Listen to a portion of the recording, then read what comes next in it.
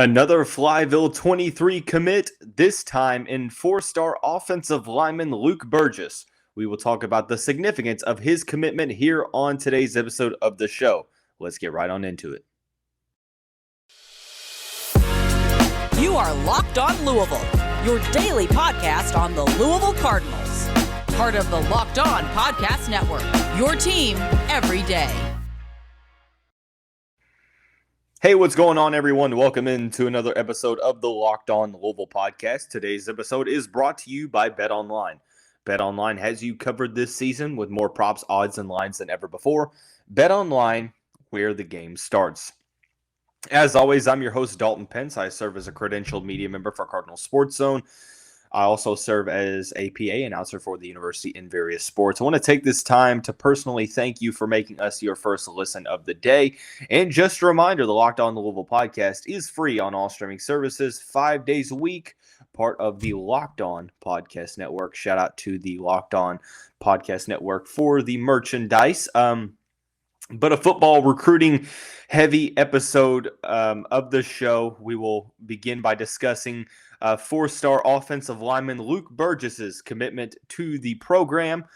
We will then transition into three-star wide receiver Tamarcus Cooley, cutting his list to 7. The Cardinals made the list for the brother of current running back Trevion Cooley.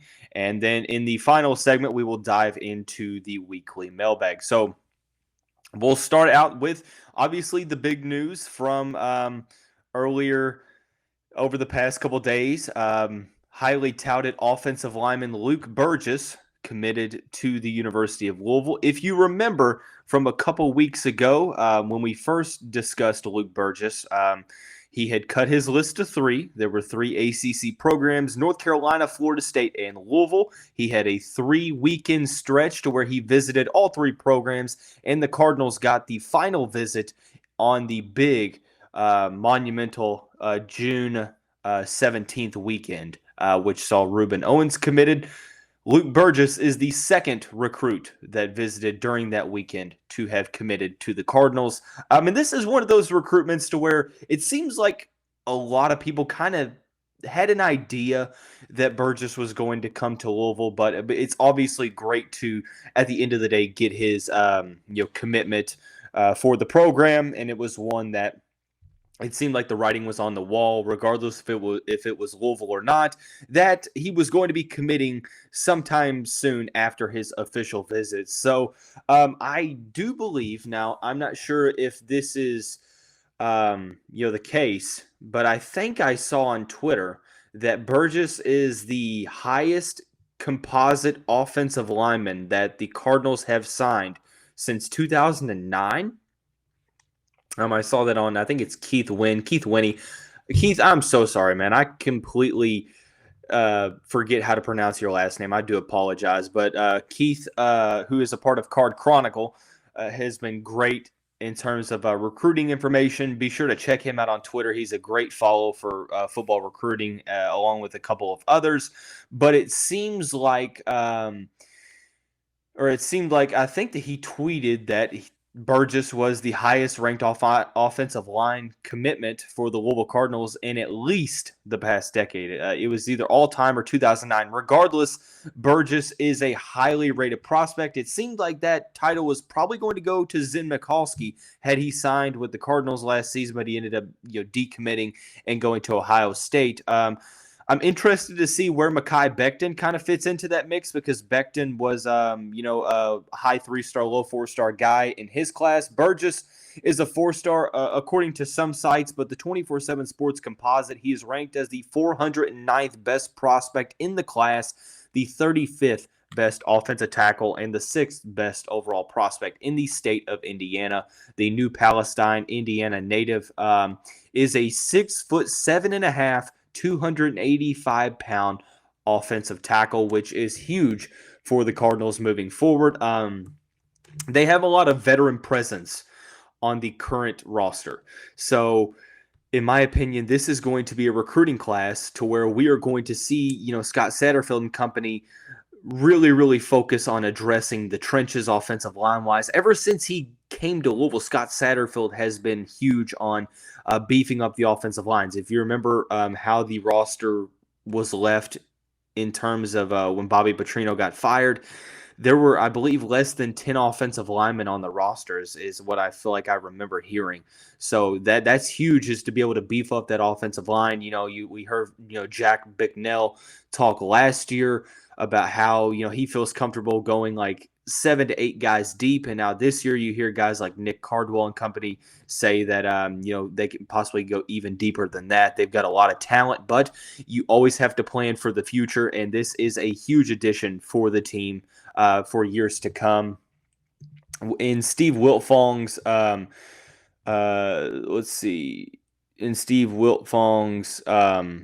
commitment post for Burgess, I want to read a couple of quotes.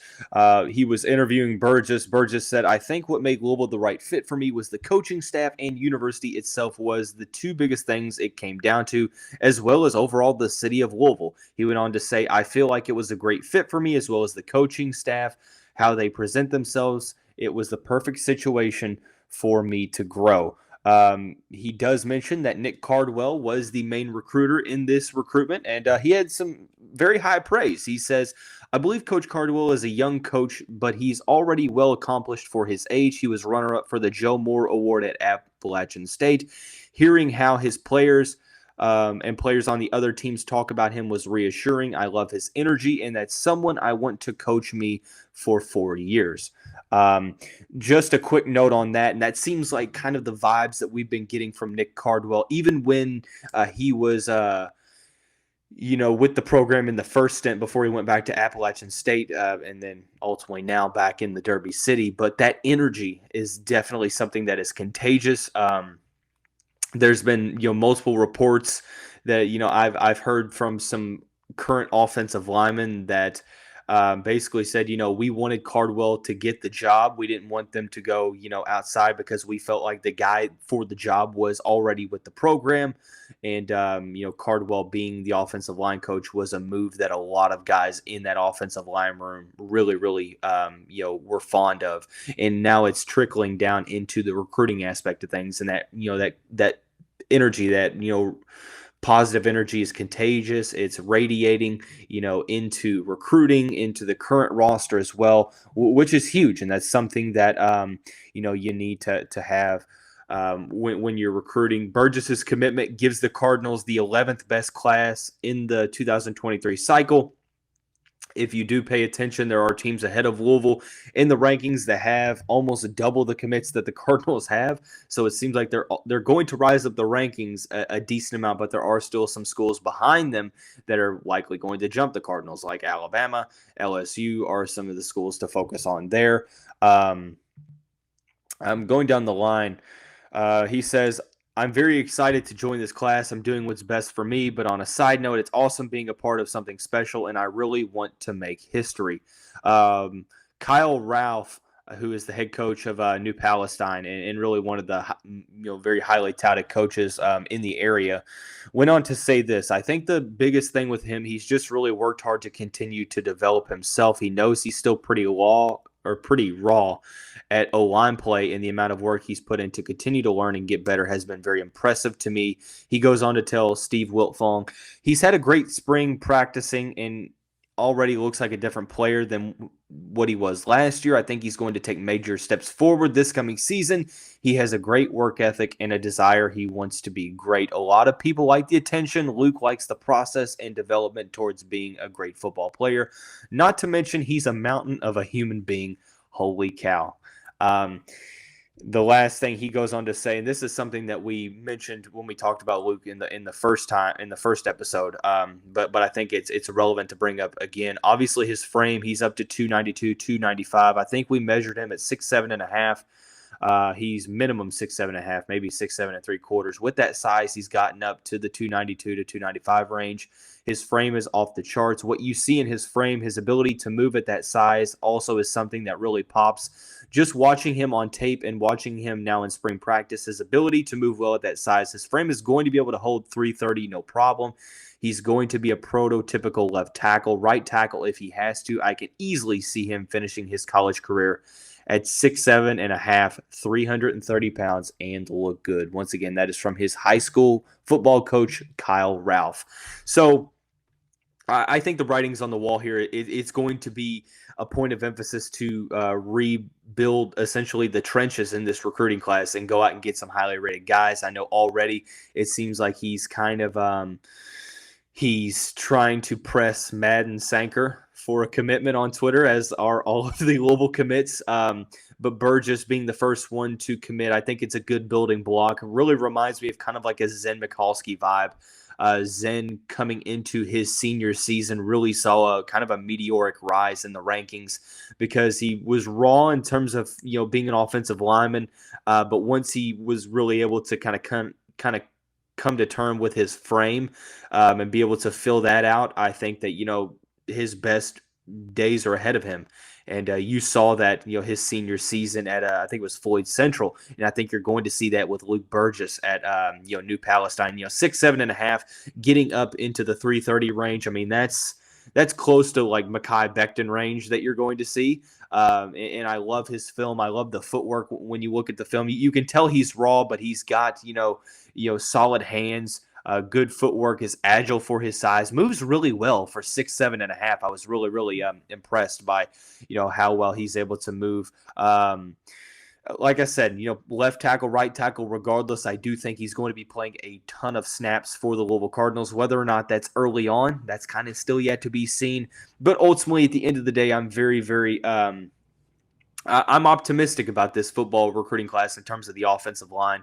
Whether it's, Luke Burgess combined with like Madden Sanker, Jordan Church, possibly Raymond Polito, maybe Kobe Keenum, maybe some other guys we haven't talked about. Regardless, this is a great piece to build off of in terms of, continuing to transform the Louisville Cardinals in the trenches. So we will continue on through the football recruiting realm as 3-star wide receiver Tamarcus Cooley has cut his list to 7, with the Louisville Cardinals making the list. What would he possibly bring to the program? We will answer that here in just a second after we talk about our friends and the title sponsor of the show, BetOnline. BetOnline.net is your number one source for all of your betting needs and sports info. Find all of the latest sports developments, league reviews, and news, including this year's NHL playoffs and Major League Baseball. BetOnline is your continued source for all of your sporting wagering information, including live betting, esports, and scores. And it remains the best spot for all of your sports scores, podcasts, and news. BetOnline.net is the fastest and easiest way to check in on all of your favorite sports and events, including MMA, boxing, and golf. Head to the website today or use your mobile device to learn more about the trends in action. BetOnline, where the game starts. Hey, Cardinal fans, thanks again for making Locked On Louisville your first listen every day. Just a reminder, the Locked On Louisville podcast is free on all streaming services 5 days a week. Your team every day. 3-star wide receiver in the 2023 class and brother of current Louisville Cardinal running back Trevion Cooley, Tamarcus Cooley is who we're talking about, has cut his list to 7, and the Louisville Cardinals have made that list. The younger Cooley brother cut his list over the weekend. The Cardinals included alongside the likes of NC State, Appalachian State, North Carolina, East Carolina, Minnesota, and Mississippi. Obviously, a ton of hometown flavor. He comes from Rolesville, North Carolina, played at Knightdale, where Trevion graduated from, and he is now enrolled at Rolesville High School, where he will play his senior season. 6-foot wide receiver, 195 pounds, plays both ways. He played both ways at Knightdale, played defensive back as well. I know that it seems like some schools are recruiting him at defensive back. The Cardinals offered in mid-April. He had this to say to Michael McCammon of Cardinal Authorities, the Louisville site of 24/7 Sports. He went on to say, it's something we always talked about, in reference to possibly playing with Trevion at the collegiate level. He's 2 years older than me, so I never had the chance to play with him. So we were both very excited, obviously, in terms of that Louisville offer. I'm definitely going to go down this summer, he said, when discussing a possible Louisville visit when it came to, answering about a visit. The article goes on to read, in his conversations with his older brother, he's learned of the environment built by head coach Scott Satterfield and staff. He says it's a good program, very good people to be around and people to help him stay on the right track. Everyone around there wants people to be successful. So he's got a handful of solid offers, has a Purdue offer, Vanderbilt, Coastal Carolina, West Virginia.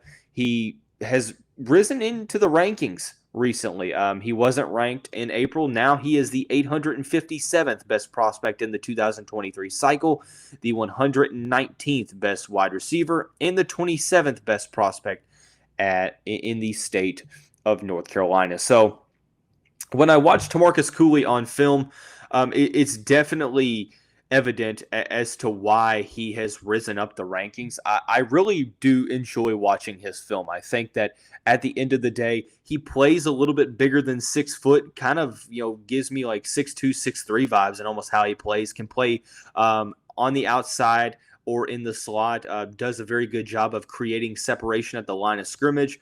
Doesn't really get affected by defensive backs kind of pressing him at the line of scrimmage and trying to get him off of his route. Route running seems to be a very solid strength with the younger Cooley, and Tamarcus has shown the ability to not only play both ways, but also play a role on special teams. Has served as a kick returner and a punt returner at Knightdale last season, and that's kind of one of the things that when you look at some of the defensive backs that the Cardinals have been recruiting, Cole Martin, the Oregon commit, Jalen Mbakwe, the top 52 2024 prospect. Both of them play both ways and also are big in special teams. And that might just be, I might be looking too much into that. Obviously, some of your most talented players are going to maybe play both ways, maybe play in special teams because they're that dynamic. But I think it's neat that they have that versatility. It seems like versatility is kind of the name of the game when it comes to the priority in recruiting for the Louisville Cardinals. But Tamarcus Cooley, I think, will be a very solid addition to this recruiting class. Obviously, 2 receivers in the class already in top 100 prospect DeAndre Moore and 4-star athlete Jalil McClain. I think that Tamarcus Cooley, with a solid, senior season, could be a guy that is maybe right outside of the top 500. I do think that you see the talent on film. It seems like he's better than It's hard to believe that he's there are 100 other receivers, let alone 119 better receivers in the class. So that's something to watch out for. Is how high is he going to rise up through the rankings? Obviously, I'm not necessarily sure of where the Cardinals kind of sit in this recruitment. I know that having Trevion on the roster is huge, assuming that Trevion will be here for his junior season, which, we haven't heard anything that, suggests that he wouldn't be. Maybe there were some rumblings that he may be looking to enter the transfer portal. But at the end of the day, he is still with the program, so I'm not going to put words into his mouth. I'm not going to insinuate everything. I'll address the rumors, but I'm not going to give them, say that there's any substance to that. Minnesota is a program that he visited in mid-June, then immediately visited NC State the weekend after, North Carolina the weekend after that, visited Ole Miss at the beginning of this month. So Tamarcus has visited a handful of programs. It seems like it's going to be tough to take him out of the state of North Carolina. So it seems like the work is going to be cut out for them, but it can't hurt to have Trevion on the roster. And I think it would be a solid addition. You have 2 very highly rated 4-star guys. I'm not saying that Tamarcus Cooley, can't be in that, same conversation, but I think that it's solid to already have 2 guys committed at the position, but with the possibility of a handful of guys leaving, to the draft and stuff like that. And I think that the Cardinals do need some some reinforcements at the position, so that's something to look out for. Tamarcus Cooley, a very, very solid recruit, and hopefully the Cardinals will get further into the mix. So that's going to wrap up all of the recruiting talk, the football recruiting or designed episodes, I should say. We're going to talk about recruiting in the mailbag segment that will come up here in just a second. If you are watching this on YouTube, obviously you are not going to hear the implemented advertisements that you would if you were listening to this on various streaming services like Google Podcasts, Apple Podcasts, Spotify. So just keep that in mind. But heading into the next segment, the final segment of the show is dedicated to the weekly mailbag. There are a couple of different questions that I want to focus on here that we will kind of dive right on into. The first one goes into basketball recruiting. It is there any type of insight into a possible decision for Imani Bates? I'll be honest, I don't think anybody knows. It seems like it's been kind of all over the place. First, it seemed like Louisville was the clear-cut favorite, and then he wants a spot at Michigan, and then there's rumors that he might be going back to Memphis or maybe even playing overseas professionally or going to the G League. Eastern Michigan has been a place that's been rumored. I think Kansas State at one point had their name tossed into the mix. I personally don't know. At this point, I'm kind of ready for it all to be over. And for Bates to make a decision. I would love to have him here as a Cardinal. And I know that he said he would be making his decision by the end of the month, which I think that there's only 3 days left in June.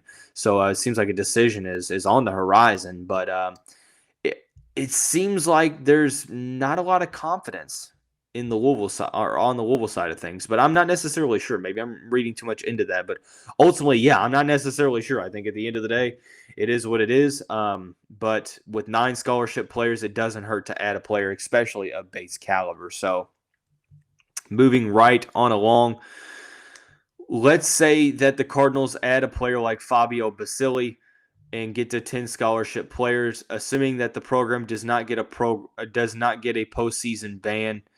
Do you think that this is a tournament team? I think it's a team that's going to be competing for the tournament. I think that the talent is there. It's all about, meshing well together and developing. You're banking on a lot of personal development.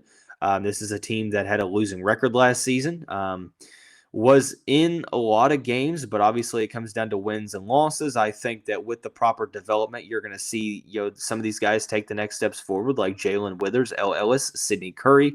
You would have to bank on some production from newcomers like Brandon Huntley Hatfield, Devin Ree, Kamari Lands, so on and so forth. Fabio Basili would have to be somewhat serviceable. I think the one thing that kind of makes me a little hesitant to say that this is truly a tournament team is the fact that at the current moment we only technically have one ball handler, that is L. Ellis, who is a point guard, by the way. Outside of that, I know it seems like Kenny Payne wants to kind of take a page out of the Florida State playbook and play bigger guards and stuff like that, but I'm not necessarily sure. I'm not necessarily sure if this team is a lock to make the NCAA tournament. I think that they have the talent to do so. It's going to be a matter of how well they mesh together. So kind of moving into that realm. So keeping on to the track of we're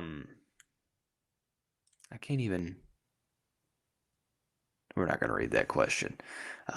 We're not going to read that question. It'll get the fan base a little bit riled up.